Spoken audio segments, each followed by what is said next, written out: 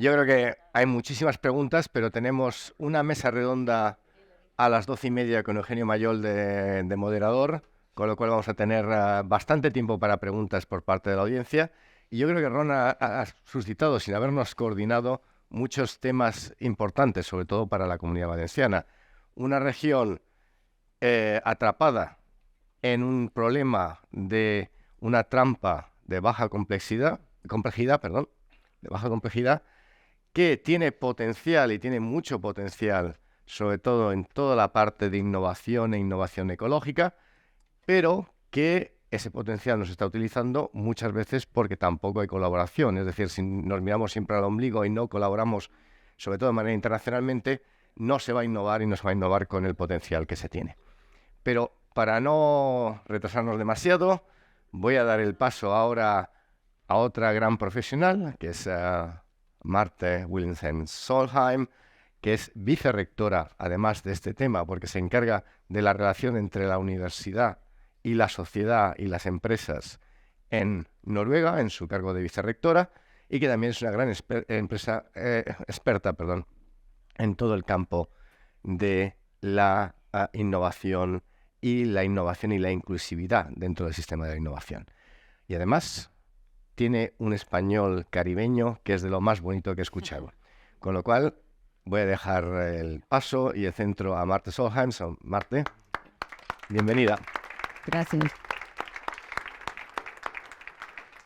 Muchas gracias. Voy a dar mi charla en inglés, pero quería decir algunas palabritas en español. Pero sé que está grabando y me siento como un poco avergonzada hablar en español, pero es un placer estar aquí. Muy bonito anoche también con la cena y estar aquí con todos ustedes, y espero si ustedes tienen preguntas, cualquier cosa después, pueden hacerlo en español también. Yo lo entiendo, pero lo voy a hacer ahora en inglés, pero tal vez se me sale algunas palabras en español. ¿Suena bien? Sí, muy bien. Okay. Pero quiero empezar con una historia, and después I will talk more about venture capital, which I've studied for the last couple of months in the fall. Okay. Aquí en España, here in Spain, you have La Voz España, The Voice, the program I saw online. And you've seen it, right?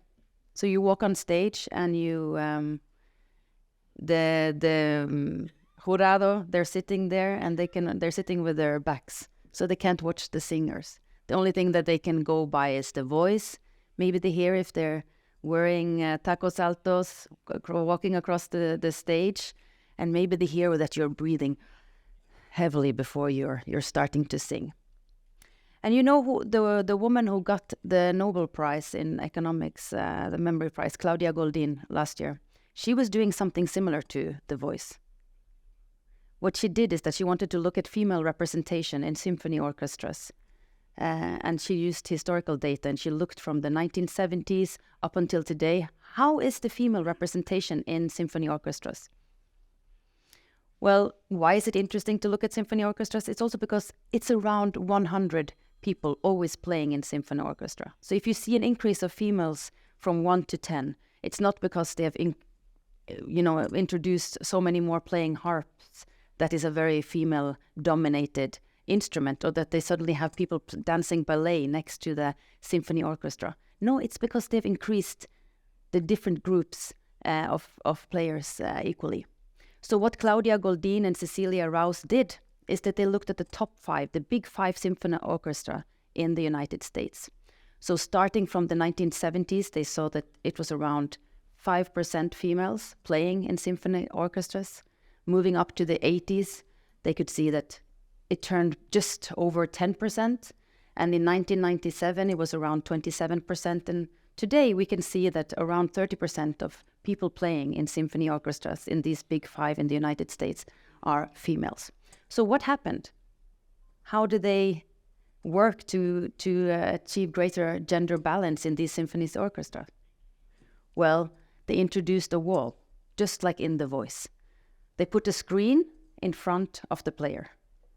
And they started seeing, okay, so when they're entering, either in the first round or moving forward, they had a screen in front of them. And they saw that by just having the screen, increased the likelihood by 50% of hiring a female musician rather than a male. So what does this tell us? Well, it tells us about unconscious bias. It tells us about the bias that also exists in the hiring process. And there's also a story about that research. And I don't know if it's a story, if it's true or not, but where I come from, it doesn't really matter if the story is true as long as it's good. So they said that the women had to remove their shoes, so they were not wearing high heels, so because then they could hear that they were walking onto stage. I don't know. This study has, of course, received some criticism. It has received criticism that maybe more females were going to the auditions where they had these screens, and so they had like a bigger pool to take from. But anyways, what this study has shown us is that there is a lot of unconscious bias also existing still today in terms of who gets hired and who gets not. But what has Claudia Goldin also done is she's looked at historical data, seeing how females enter the labor market from agriculture, industry, service society, and she looked at policies that helped shape how women not only enter the labor market, but also their wages. So she looked at expanding education, looked at introduction of contraceptive pill, for example, but also the changing expectations. And I think that's crucial to look at the changing expectations in terms of what is required. So she also found, for example, that when women and men are entering the workplace, they earn more or less the same, and they go in at the same sort of junior, senior level. But what happens is that there's a big change when females get children. Then suddenly they see when they come back into the labor market, that's when the big changes happens. And when we talk about also the changing expectations, we see the same when it comes to how we talk to children and how the importance of language.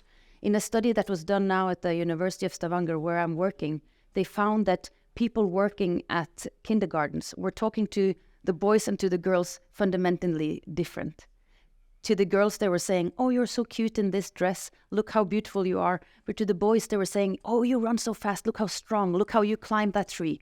So also the language and the power of language and how we address the children today is also vitally important for the role models and what they're able to achieve. The one that was met with these kind of changing expectations is Sarah Blakely. She's the first self-made female billionaire in the world. And she was struggling for years to tell the investors that they should invest in her. But they didn't believe that she was sitting on a gold mine. What does she do? Well, she creates Spanx, the hold-ins and all of these tights. It was not until Oprah Winfrey, she was clever, Sarah, she sent a few boxes of Spanx to Oprah Winfrey. And Oprah Winfrey said, "This is my favorite product of the year."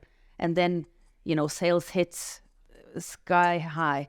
So this is also something about how she spent 2 years. This is just one example. We've seen this also in Norway, several examples of having to spend years and years trying to tell the investors that they're sitting on a gold mine. But the problem is also that the investors are not necessarily in that feminine market, not knowing exactly where they're coming from. So what we did is that we looked at venture capital industry in Norway, and we talked to more than 50% of the venture capital industry. We also looked at the literature. What can it tell us about the venture capital industry? Specifically, that we see that maybe what I just said, that they do not share exactly the same understanding of the market. But also we saw that international literature was pointing towards that females were asked more preventing-oriented questions. So like, what if you fail? What could happen here? How would you reduce the risk?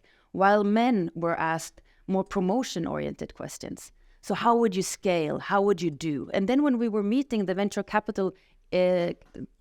capitalists in Norway, they were saying, "Oh, men, they are saying, we're going to take Manhattan, we're going to take Berlin, we're going to take all these big places," while the females were saying, "Oh, we will start here in this little town, we'll move forward." Well, of course, obviously, if there's a difference in terms of what kind of questions are being asked in the different seed rounds, right? Then you're also going to get different kind of responses. We also see that from the literature that despite in the United States, for example, women are having 40% of established businesses, they received less than 3% of the venture capital funds. So that's why the Diana project started in 1999, trying to look over the last 30 years to see, okay, what are the challenges that women entrepreneurs face when establishing and growing a business. We also see it, I really recommend the Unconventional Ventures report, looking at the Nordics, but also in Europe, seeing how does it all look like. Because we always think that in terms of venture capital, because we think that in Norway and in Scandinavia, it's very general, equal. And of course, we know here, but we see here that all women teams received in the Nordics less than 1% of all venture capital funding. This begs the question, of course, how many are entering the different seed rounds? And we know that there are more males entering the different seed rounds than females, so there is some differences here already, but it doesn't explain this big differences that we see here. We also see in Norway, for example, that 70%, when it comes to who wants to become an entrepreneur, we see that it's equal, 45% and 55% male, female. We see who becomes an entrepreneur, it's 30% female, 70% male. But then it goes down all the way to only 4% of females receiving venture capital funding in Norway. That was in 2019, and it's even less now. What we can see that in Germany and in Iceland, they are seeing that there's moving now towards giving more funding to mixed teams, but there's still a big difference here. But you can go in and also look at all the different numbers. You can also see here when it comes to funding ethnic minorities that are funders that are coming from different countries.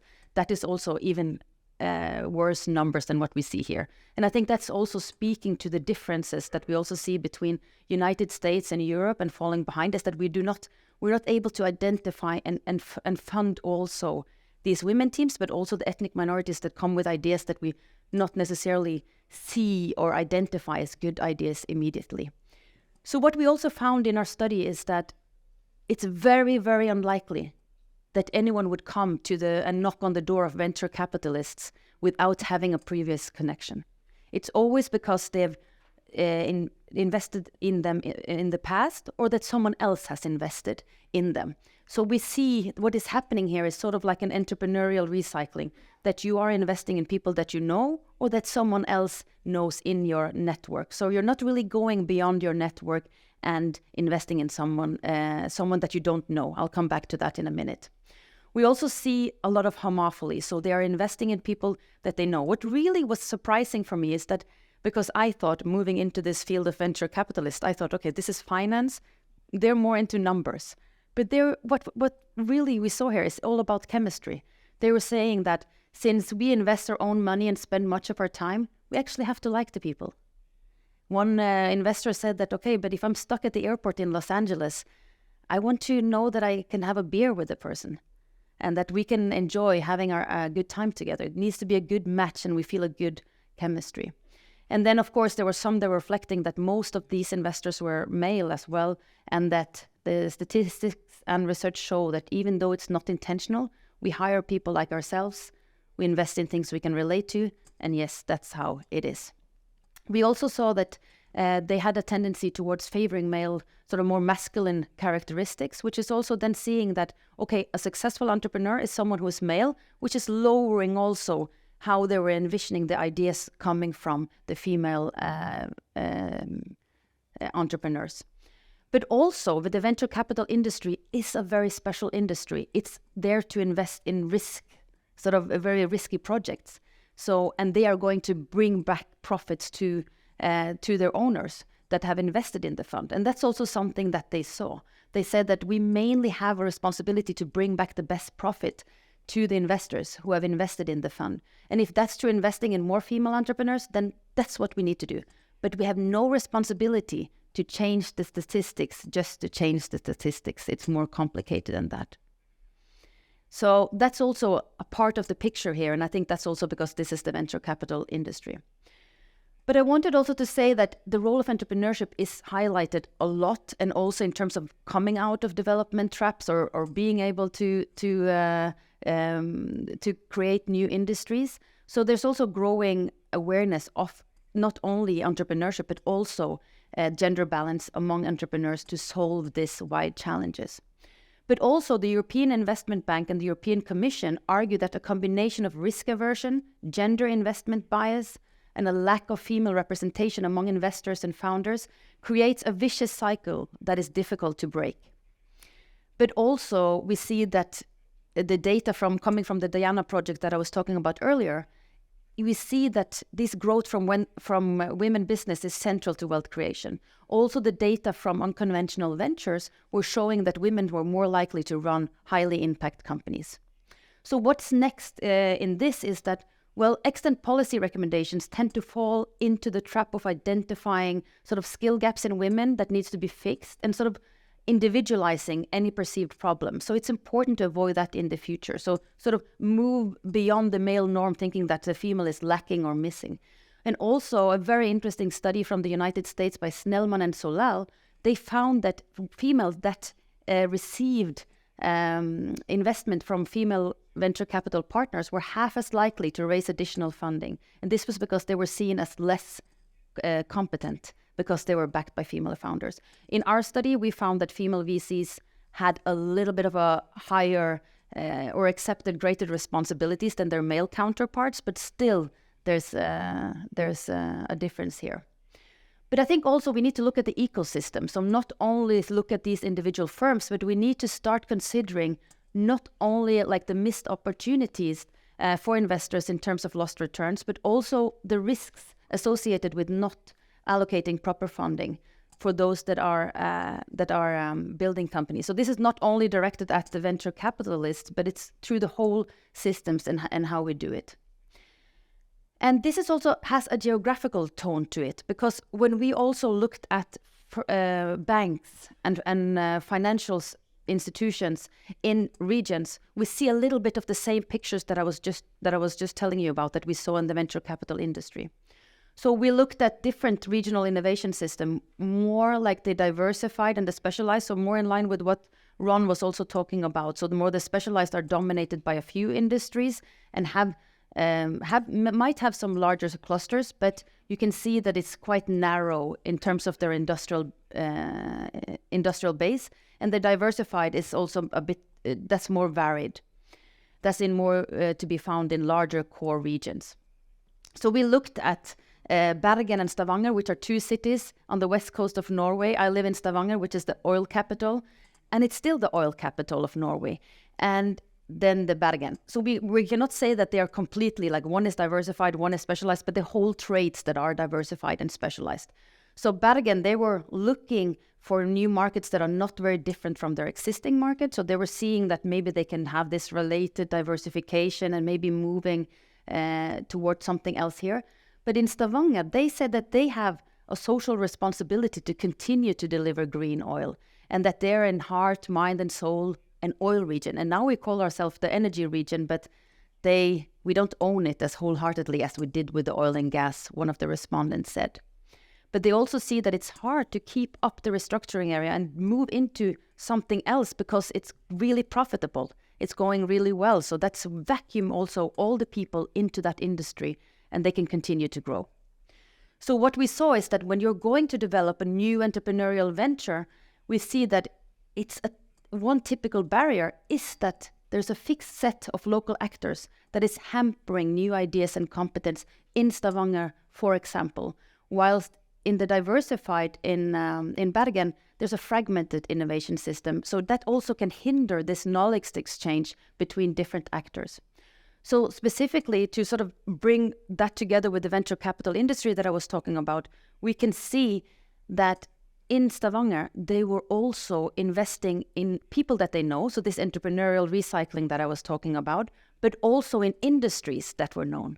So that is also creating a sort of lock-in that they're not only investing in serial entrepreneurs that have been successful in the past, but also in the industries that were successful in the past. So that's also creating a sort of a lock-in towards one path to continue, and they're losing out a lot of opportunities there. So it's also something to that I wanted to mention, that you then need to have fuel from a lot of places. And also, it's not just one size fits all. We've been discussing that a little bit here today. You need to take into account the different political power or the limits or the different sort of place-based policies here.